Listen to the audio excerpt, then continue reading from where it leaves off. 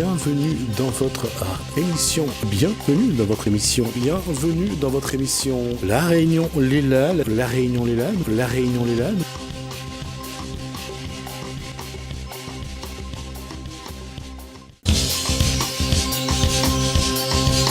Les élections européennes, c'est pour le 26 mai, en tout cas, ça sera sur un tour, et on verra plus ou moins quel va être le programme des uns et des autres. Nous, on va en parler dans C'est politique.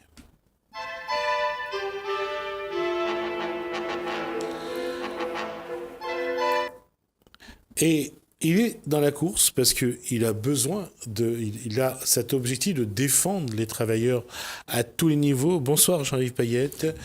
Lutte ouvrière. Est-ce que ça a encore aujourd'hui... Est-ce qu'on change? Est-ce que lutte ouvrière, est-ce qu'il y a encore des ouvriers à défendre finalement? Je pense que c'est quand même la majorité de la population, même si beaucoup sont au chômage ou en retraite. L'ensemble de la classe ouvrière aujourd'hui représente plus de 80% de la population. Donc oui, aujourd'hui, le monde des travailleurs, la classe ouvrière, elle est la classe majoritaire dans la société. Alors quand je dis lutte ouvrière, donc ça sera Florence Artaud. On a eu le plaisir déjà de l'accueillir sur ce plateau. Ce sera Nathalie Artaud qui sera tête de liste, bien sûr. Nathalie Artaud, on a eu l'occasion, nous, pour les présidentielles, de l'accueillir sur le plateau, et d'échanger avec elle. Le programme reste social, défendre le travailleur. Bien, comme, oui, la lutte ouvrière, qui est quand même l'organisation d'Arlette Laguiller, très connue sous le fait que nous, on défend politiquement les intérêts des travailleurs dans cette société. Et je pense que ce qu'on a à dire par rapport dans ces élections-là va différer quand même, il y aura une grosse différence avec tout ce que diront les autres candidats, bien sûr. Alors, est-ce qu'il y a une politique sociale européenne aujourd'hui ? Aujourd'hui, il y a surtout une société capitaliste, que ce soit en France ou en Europe ou dans le monde, qui vit sur l'exploitation des travailleurs. Je pense que le vrai souci, c'est ça. C'est le fait que l'ensemble de la société fonctionne pour faire du profit, enrichir davantage les plus riches, mais certainement pas pour satisfaire les besoins de la population. Et c'est là que le bas blesse. Justement, cette démarche-là, on a l'impression que ceux qui sont au plus haut voient l'évolution, en tout cas en bénéficient, profitent des avantages, mais que ceux qui sont au plus bas de l'échelle, malheureusement, eux, voient moins ces avantages, ces privilèges. Au contraire, pour eux, ça recule. L'Europe a été un espoir à un moment donné, et pour beaucoup, aujourd'hui, ça devient presque un... Je crois même que les espoirs ont été déçus. Oui, bien sûr. Écoutez, nous déjà, on est pour la suppression de toutes les frontières. Donc, parce que je vois pas pourquoi les riches ont le droit de voyager partout dans le monde, se déplacer, et que c'est les travailleurs les plus pauvres qui peuvent pas le faire. Mais le problème, c'est pas l'Europe ou pas l'Europe. On va essayer de nous baratiner sur le fait qu'ils sont pour l'Europe, qu'ils sont contre l'Europe, etc. Le problème, c'est l'exploitation des travailleurs. C'est pourquoi fonctionne et au profit de qui fonctionne cette société, que ce soit au niveau européen ou au niveau français ou même à La Réunion. Et c'est là-dessus que nous, on veut appuyer dans ces élections. Parce que, vous savez, il n'y a que les travailleurs les plus pauvres qui croient qu'il n'y a pas l'argent nécessaire pour améliorer, justement, augmenter les salaires, construire les logements nécessaires, assurer l'éducation, la santé de l'ensemble de la population. Mais de l'argent, il y en a. Vous avez vu ces dernières semaines comment on fait un petit chèque de 100 millions d'euros. Ce qui est scandaleux d'ailleurs, c'est pas qu'on reconstruit Notre-Dame, à la rigueur bien sûr tout le monde est pour, qu'on prend 1 an ou 2 ans ou 3 ans, et Macron veut même 5 ans, c'est pas le souci. Le souci c'est que là des gens qui, dans la réalité, cet argent-là a été volé à la population. C'est ça qui est scandaleux. Ce sont des milliards qui ont été pris sur le dos des travailleurs licenciés. Et souvent des licenciements, ce qu'on appelle licenciements boursiers. Des milliards qui ont été volés sur le dos des travailleurs en exigeant du gouvernement qu'on baisse les retraites, qu'on repousse l'âge de la retraite, qu'on diminue les allocations chômage, tous ces attaques, qu'on diminue les impôts pour les plus riches et tout. Et maintenant, ces messieurs riches à milliards font les généreux en donnant des centaines de millions. Ça, c'est scandaleux. Je pense qu'il faut remettre les impôts comme c'était avant sur ces richards-là et que les travailleurs, surtout, reprennent le chemin de la lutte pour exiger les augmentations de salaire, les embauches nécessaires dans la société. D'abord, tout le monde le sait, la question sur les 100 millions, les 100 et 200 millions qui ont été donnés, il y a une réalité aussi, c'est que c'est défiscalisé. Oui, défiscalisé ou pas, de toute façon, ces sommes sont tellement gigantesques. Cet argent il y a une partie d'argent qui reviendra aux donateurs. Bien sûr. Mais ceci dit, si cet argent-là, il faut quand même l'avancer, et ça a été pris à l'ensemble de la société. C'est ça qui est scandaleux. Hein, bien sûr qu'il faut reconstruire Notre-Dame, comme il faut construire des hôpitaux, comme il faut construire les logements, comme voilà. Et de l'argent, il y a pour faire tout ça. Sauf qu'aujourd'hui, ces capitalistes-là, ils ont tout le monde à leur botte. Hein, ils ont le gouvernement, ils ont le Parlement, ils ont le Sénat. Hein, il y a tous les élus qui défendent cette société capitaliste, qui disent oui, il faut continuer à soutenir ces riches-là. Hein, ben oui, ben voilà, c'est leur arrogance. Je pense que justement, par rapport aux autres organisations politiques, nous on dit qu'il faut s'attaquer à ces gens-là, hein, parce que c'est eux qui provoquent le chômage, c'est eux qui provoquent la misère, c'est eux qui exigent que justement on repousse l'âge de la retraite, qu'on supprime encore un jour férié. Le gouvernement il est là pour exécuter, et c'est vrai que si les travailleurs reprennent pas le chemin de la lutte, hein, que voilà, ils vont continuer. Hein, nous, c'est une question de survie, le fait de préparer les luttes futures. Hein, et dans ces élections, bien sûr, souligner le fait que les travailleurs doivent reprendre le chemin de la lutte, parce que la réalité des choses démontre que quel que soit le gouvernement, de droite ou de gauche, hein, il n'y aura rien pour les travailleurs. Ce sont ces capitalistes-là qui dirigent et qui donnent les ordres. Et eux, les ordres qu'ils donnent aujourd'hui, c'est qu'il faut absolument qu'on continue à augmenter nos profits, à augmenter de 20% nos profits chaque année. Et ils le font, et ils le réussissent, et ils s'en vantent. Hein, et ben c'est ça qui est scandaleux dans une situation justement où il n'y a pas une grosse croissance économique, où normalement tout le monde n'aurait dû avoir que 1 ou 2% d'augmentation. Et ben ces messieurs ont 20% d'augmentation et exigent. Hein, exige même de la part de l'État que une partie de leurs profits vienne directement de la caisse de l'État sous forme de CICE, etc., de crédit impôt, compétitivité, emploi.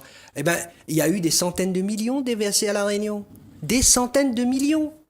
Hein, dans les grandes surfaces, pour les patrons des grandes surfaces, pour les gros ténors du BTP, etc. C'est des centaines de millions qui ont été déversés à La Réunion. Eh ben, combien d'emplois il y a eu en face? Zéro. Ben, est-ce que c'est normal que le gouvernement mobilise autant d'argent, hein, pour soi-disant créer des emplois, etc., nous faire croire ça, alors que il n'y a pas d'emploi, et cet argent-là part directement pour rémunérer les actionnaires et gonfler les bénéfices? Alors, justement, qu'est-ce qu'il y a dans le programme de Nathalie Arthaud qui va permettre d'essayer de changer un petit peu ce contexte aujourd'hui? Ben, je pense que la première chose, c'est de tomber d'accord sur le fait que c'est injuste ce qui se passe. Hein, et pas de tromper d'ennemis. Hein, parce que nous, on essaye, justement, les capitalistes, dans la société, les bien-pensants, essayent de diviser les travailleurs. Hein, d'avoir des débats sur le fait qu'il faut augmenter l'âge de la retraite ou pas, d'avoir des débats sur est-ce qu'il faut l'euro ou pas, est-ce qu'il faut l'Europe ou pas, etc. Alors que le vrai débat, il est de dire qu'aujourd'hui, oui, il y a suffisamment de richesse pour améliorer le sort des travailleurs qui sont au chômage, pour augmenter les salaires, pour augmenter les retraites, etc. Et il faudra prendre sur les profits, mais il faudra aller les chercher. Après les élections, pendant les élections, on exprime une idée, on exprime un point de vue. Hein, mais il faudra, après ces élections, aller les chercher, cet argent qui se trouve dans la poche du grand patronat. Alors, aller chercher de l'argent dans les poches du grand patronat. La question est, qu'est-ce qu'il faut mettre en place? Est-ce que c'est les impôts? Est-ce que des conditions plus souples pour les cotisations sociales? Quelles seraient les pistes à suivre? Vous savez, il y a plusieurs choses. Déjà, on n'aura rien s'il n'y a pas de grande lutte. Hein, si les travailleurs, justement, ne se mettent pas en branle et n'arrivent pas par leur nombre faire changer la peur de camp. Parce qu'aujourd'hui, les grands bourgeois, ben voilà, tout est facile pour eux. Hein, parce que les travailleurs aujourd'hui ne sont pas mobilisés. Mais justement, une mobilisation des travailleurs qui exigerait des embauches, qui exigerait des augmentations de salaire, qui exigerait des augmentations de retraite, etc. Eh bien, oui, là, le gouvernement en place, si on est suffisamment nombreux dans la rue, oui, il aura l'ordre de ce grand patronat qui aura peur justement de ce mouvement social pour justement augmenter, céder, hein, en tout cas, pour améliorer le sort de la population. Mais s'il n'y a pas ça, il n'y aura rien. On pourra aller voter autant qu'on veut. Hein. Mais s'il n'y a pas cette pression, ce rapport de force entre les travailleurs, entre l'ensemble de la population et ce grand patronat, eh bien justement ce sera tous ces hommes qui vont être élus, ces hommes, ces femmes politiques qui sont élus aujourd'hui, qui vont être élus demain, eh bien seront au service de ces grands capitalistes-là, quoi qu'ils en disent. À La Réunion, le contexte est le même qu'en métropole ou pas? Vous savez, justement, les centaines de millions de CICE, etc., montrent à la Réunion, il y a aussi un patronat, en tout cas, qui fait pas pitié. Hein. Et ce patronat aujourd'hui qui bénéficie de plein de défiscalisation, d'exonération, etc., profite bien. Et notamment les plus grands groupes, parce que quand on parle des groupes du CAC 40, il y en a plein qui sont aussi à La Réunion. Hein. Et d'ailleurs, ces grands groupes-là organisent souvent l'exploitation des travailleurs dans les petites. Parce que ces petites entreprises-là sont souvent en sous-traitance et sont pris à la gorge par ces grands groupes. Donc ne pas lutter... je dirais parce qu'on est dans une petite entreprise en sous-traitance avec ces grosses entreprises, c'est quelque part permettre de gonfler le profit de ces grosses entreprises-là. Et c'est pour ça que je pense que dans ces élections, il faut marteler le fait que oui, il y a de l'argent, oui, la preuve, ils sont prêts à faire des chèques en cadeau de 100 ou 200 millions d'euros, etc. Cet argent-là, ils l'ont volé aux travailleurs, ils l'ont volé aux plus pauvres, ils l'ont volé même aux petits planteurs, etc.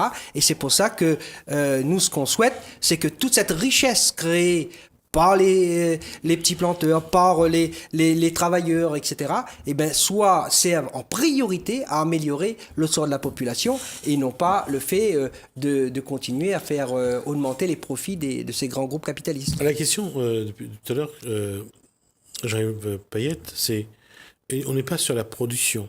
On est sur le partage des richesses.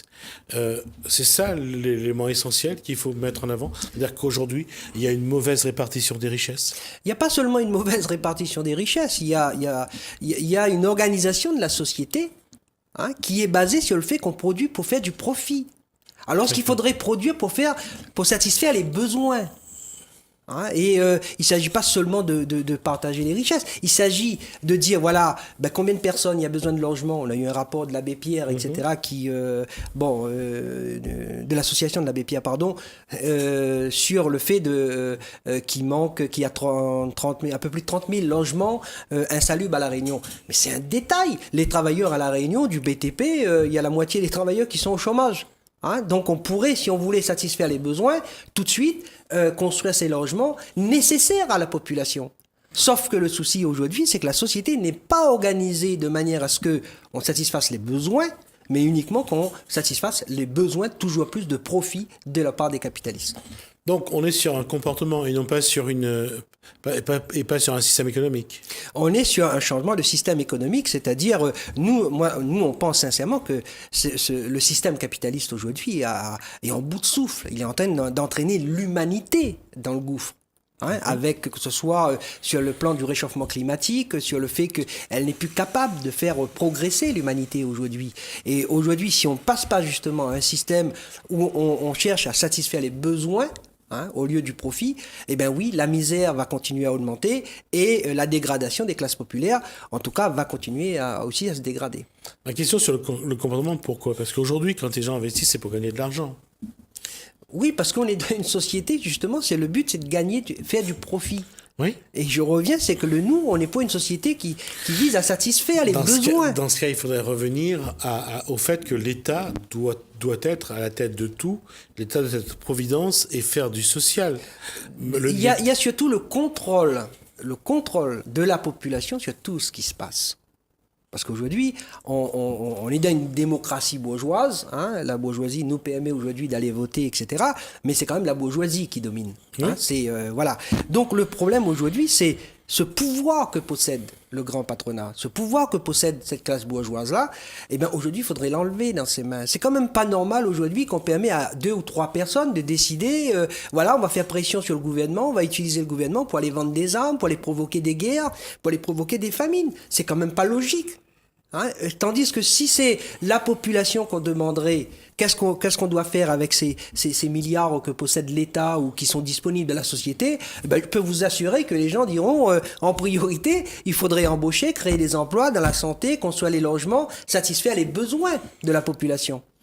Mais c'est justement, je pense qu'aujourd'hui, il faut se battre pour une vraie démocratie, une démocratie où c'est les travailleurs, la population qui prennent des décisions et non pas ces grands bourgeois-là. Ça veut dire qu'aujourd'hui, jusqu'à maintenant, les politiques ont toujours été soumis aux patrons, à ceux qui payaient leur campagne électorale, à ceux qui détiennent les plus grosses fortunes. Est-ce qu'il faut passer d'une démocratie participative d'une démocratie représentative à une démocratie participative? Comment le peuple peut peser de manière probante sur ce qui se passe? Bah, déjà, le mouvement du Gilet jaune a prouvé que les gens pouvaient aussi agir. Bon, je ne suis pas totalement d'accord avec ce que fait les Gilets jaunes. En tout cas, je suis en partie d'accord avec une grande partie de leurs revendications, hein, qui démontrait une souffrance réelle de la population aujourd'hui. Mais aujourd'hui, ce qu'il faut, c'est vraiment je dirais la responsabilité première repose sur ceux qui travaillent. Hein. C'est ceux qui travaillent qui peuvent faire plier le patronat. Et aujourd'hui, justement, ce qui manque depuis des années, c'est cette lutte nécessaire pour dire ça suffit. Ça suffit le fait que les salaires sont bloqués. Ça suffit qu'aujourd'hui, on licencie. Hein, qu'on met une grosse partie de la jeunesse au chômage et voilà, lorsque d'autres crèvent au boulot, il y a certains qui crèvent au chômage. Mais tout ça, c'est justement tout. Il faut se poser les choses d'un point de vue des travailleurs. Et au niveau de la démocratie, du fonctionnement de la société, il est évident que si la décision revenait non pas au fait que de permettre justement à la population de voir et de choisir sur les grandes décisions que prennent les gouvernements, etc. Eh bien oui, nous on est plutôt pour une démocratie où tout est transparent. Aujourd'hui, rien n'est transparent. On pose le problème, c'est pas que, bien sûr, il peut y avoir, nous on est pour une démocratie où bien sûr il y a des élus, etc. Sauf aujourd'hui, les élus ne rendent pas compte de ce qu'ils font. Hein, vous croyez que quand Macron a besoin de vendre des bombes à l'Arabie Saoudite pour massacrer des enfants au Yémen, est-ce qu'il demande l'autorisation à la population? Si nous avait demandé l'autorisation, vous croyez que parmi les travailleurs les plus pauvres, on aurait donné l'autorisation de le faire? Bien sûr que non. Hein, en plus, ces bombes-là sont payées souvent à Bouygues sur, je veux dire, même sur le compte de l'État, etc. Hein, donc, je veux dire... Nous, on souhaite une démocratie réellement transparente, une démocratie où c'est la majorité qui décide. Et là-dessus, on n'a pas de doute que la majorité sera une majorité de travailleurs et que les décisions qui seront prises seront beaucoup plus sages que les décisions aujourd'hui qui se passent dans une société qui n'est pas du tout transparente. Hein, qui aujourd'hui, on élise des gens et puis on voit même pas ce qu'ils font. Il y a certains qui partent au Parlement, disent quelques phrases, etc. au niveau sociétal, mais il y a quasiment plus de députés aujourd'hui qui interviennent pour justement dénoncer cette société capitaliste, de dire que c'est là le vrai problème, et non pas seulement sur le fait d'avoir quelques discours pour avoir quelques voix en plus. La question reste la même, on revient sur un dogme, c'est donc la répartition des richesses, et dans tout ce qui est dit aujourd'hui, on parle avant on était dans un social-démocratie, aujourd'hui on est dans un social-libéralisme. L'économie aujourd'hui dicte à la politique la conduite à avoir. Qu'est-ce qui reste encore? Qu'est-ce qui est encore possible? Parce que finalement, c'est verrouillé partout. Le travailleur accepte de manière presque fataliste de ce que l'État lui impose, et donc le patronat aussi lui impose. Comment faire aujourd'hui pour que le travailleur ait l'impression que son combat ait un sens, que ça peut apporter quelque chose, et surtout comment réussir aujourd'hui à mobiliser ceux qui y croient encore pour essayer d'inverser un peu la courbe? Vous savez, le patronat ne s'arrêtera pas là.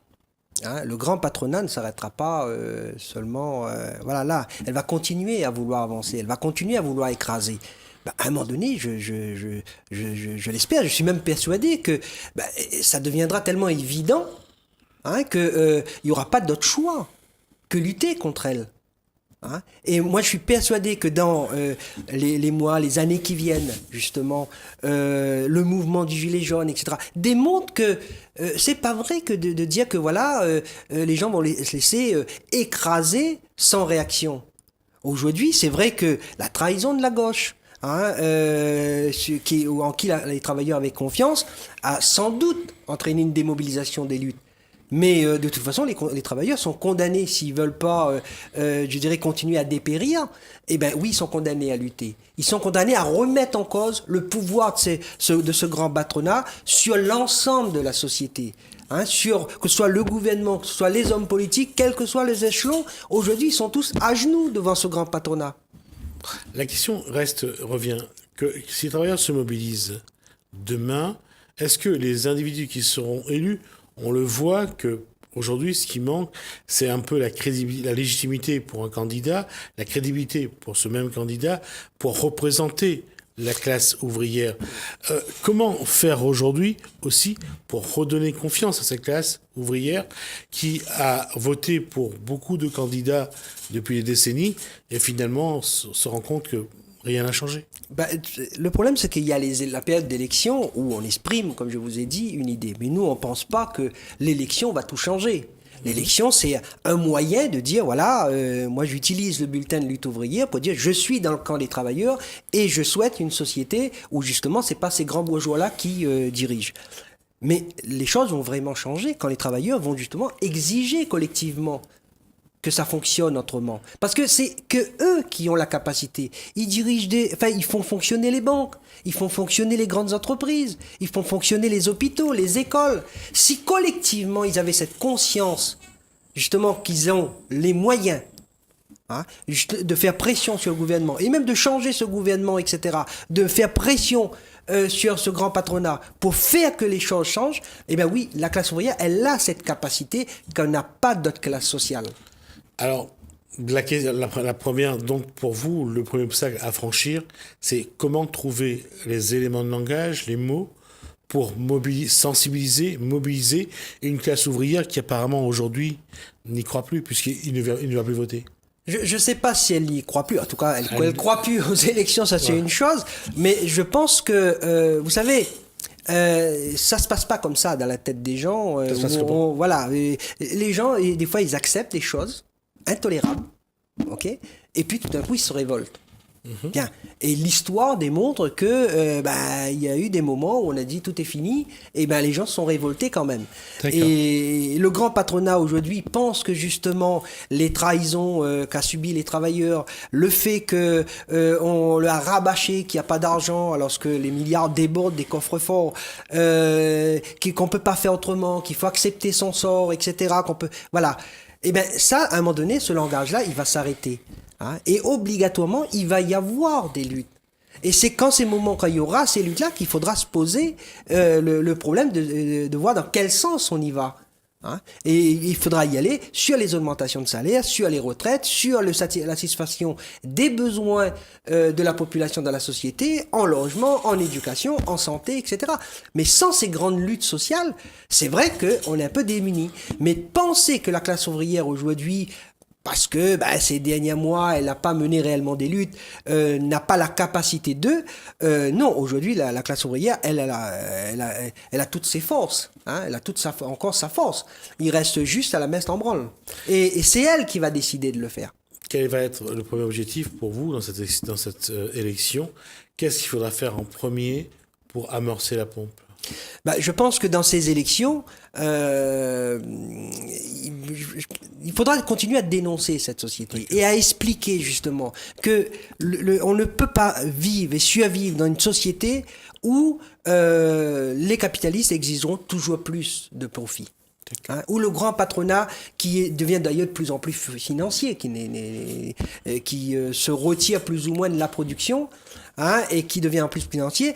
Le pouvoir de ce grand patronat là aujourd'hui, qui est capable de mettre à genoux n'importe quel gouvernement de la planète, justement que ce grand patronat là soit mis hors état de nuire, et ça seuls les travailleurs peuvent le faire. Aucun homme politique pourra le faire à sa place.